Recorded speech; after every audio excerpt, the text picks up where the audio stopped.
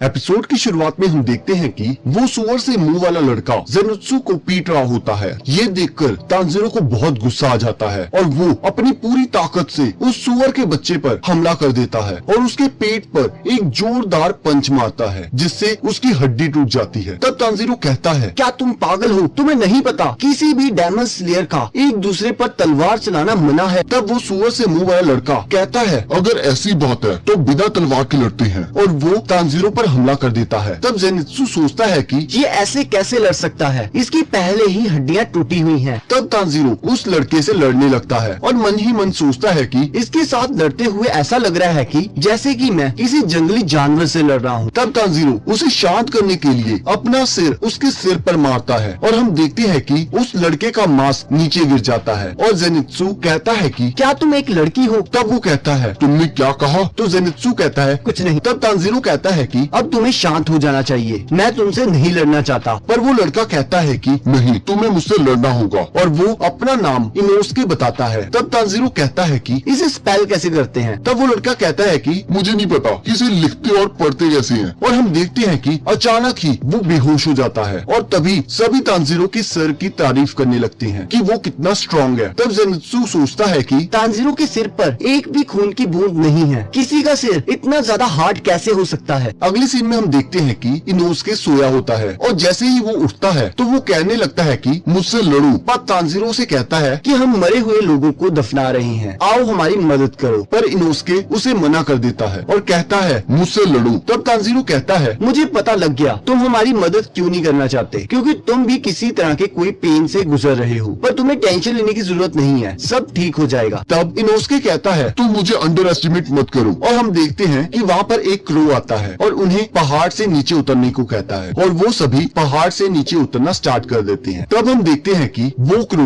उन बच्चों को विस्टीरिया देता है ताकि वो किसी भी राक्षस से बचे रहें। और अब वो बच्चे अपने घर की ओर चल पड़ते हैं और वो क्रो उन्हें उसका पीछा करने को कहता है। इधर इनोस्के तांजीरो को लगातार लड़ने को कहता है पर तांजीरो उसे इग्नोर करते हुए आगे बढ़ता जाता है। अब हम देखते हैं कि रात हो जाती है और वो चलते चलते एक घर के पास पहुंचते हैं और वो क्रो उन्हें कहता है कि ये रेस्ट टाइम है, तुम्हें अपने आप को रिकवर करने के लिए आराम करना होगा। और हम देखते हैं कि एक बूढ़ी औरत बाहर आती है और उन्हें अंदर आने के लिए कहती है और बाद में वो उन्हें उनका कमरा और खाना देती है, जिसे देखकर ज़ेनित्सु कहता है कि ये लेडी मॉन्स्टर है, क्योंकि कोई इंसान इतनी जल्दी ये सब प्रिपेयर कैसे कर सकता है। और हम देखते हैं कि सभी खाना खाने लगते हैं, फिर सोने के लिए अपने कमरे में चले जाते हैं और तब वो लेडी उन्हें एक डॉक्टर से मिलवाती है जो कि उनका चेकअप करता है और उन्हें बताता है कि उनकी कुछ हड्डियां टूटी हुई हैं और फिर वो सोने चले जाते हैं। तब तांजीरो सबको बताता है कि इस विस्टीरिया फैमिली को एक बार डेमन स्लेयर ने बचाया था, इसलिए इन्होंने तय किया था कि ये हमेशा डेमन स्लेयर की मदद करेंगे। तब तांजीरो इनोस्के से पूछता है कि तुमने डेमन स्लेयर ज्वाइन क्यों की? तब वो बताता है कि एक बार मुझे एक डेमन स्लेयर ने चैलेंज किया था कि देखते हैं कि हम में से कौन ज्यादा ताकतवर है, तो मैंने उसे हराकर उसकी तलवार रख ली और बाद में मुझे पता लगा कि इस दुनिया में बहुत सारे राक्षस हैं और उन्हें मारने के लिए मुझे फाइनल सिलेक्शन में पार्ट लेना होगा। तब ज़ेनित्सु तांजीरो से पूछता है कि